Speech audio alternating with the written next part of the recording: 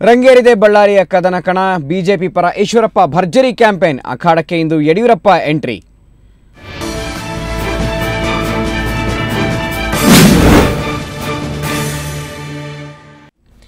ಗಡಿನಾಡಲ್ಲಿ ಚುನಾವಣಾ ಪ್ರಚಾರ ಬಿರುಸುಗೊಂಡಿದೆ. ರಾಜಕೀಯ ನಾಯಕರು ಮತದಾರರ ಮನವೊಲಿಕೆಗೆ ಇಲ್ಲದ ಕಸರತ್ತು ನಡೆಸ್ತಾ ಇದ್ದಾರೆ. ಇಂದು ಮಾಜಿ ಸಿಎಂ ಯಡಿಯೂರಪ್ಪ ಬಿಜೆಪಿ ಅಭ್ಯರ್ಥಿ ಪರ ಪ್ರಚಾರಕ್ಕೆ ಧುಮುಕಲಿದ್ದಾರೆ.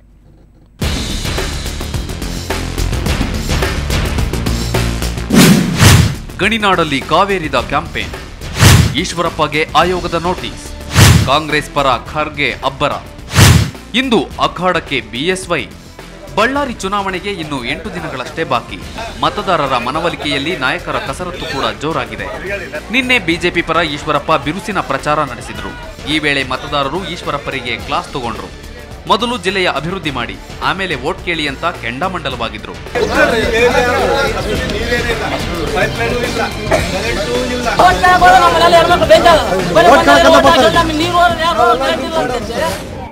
ಒಂದೊಂದು ಹಳ್ಳಿಯಲ್ಲಿ ಒಂದೊಂದು ಸಮಸ್ಯೆ ಇದೆ. ಈ ಹಳ್ಳಿನಲ್ಲಿ ಬಹಳ ಆಶ್ಚರ್ಯ ಅಂದರೆ ಕುಡಿಯುವ ನೀರು ಇಲ್ಲ ಅನ್ನೋದು ತುಂಬ ನೋವಿನ ಸಂಗತಿ.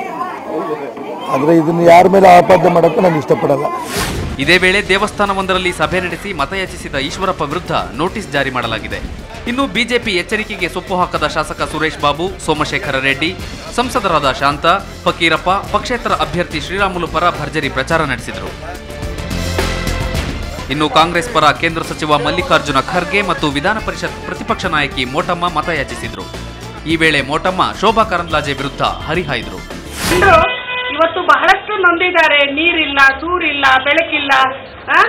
ಇವತ್ತು ಕೋಟ್ಯಾಂತರ ರೂಪಾಯಿ ಸಿಟಿ ಇಂಪ್ರೂವ್ಮೆಂಟ್ಸ್ಗೆ ನಮ್ಮ ನರ್ಮ್ ಯೋಜನೆಯಿಂದ ಅಥವಾ ಭಾರತ ನರ್ಮ್ ನಿರ್ಮಾಣ ಯೋಜನೆಯಿಂದ ಕೇಂದ್ರದಿಂದ ಬಂದಿದೆ. ಆದರೆ ಇನ್ನೂ ಏನು ಕೆಲಸ ಇಲ್ಲಿ ಮಾಡಿದ್ದು ನಮಗೆ ಕಾಣ್ತಾ ಇಲ್ಲ. ಇವತ್ತು ಕದನಕಣ ಮತ್ತಷ್ಟು ರಂಗೇರಲಿದೆ. ಯಾಕಂದ್ರೆ ಇಂದಿನಿಂದ ಮಾಜಿ ಸಿಎಂ ಯಡಿಯೂರಪ್ಪ ಪ್ರಚಾರಕ್ಕೆ ಧುಮುಕಲಿದ್ದಾರೆ.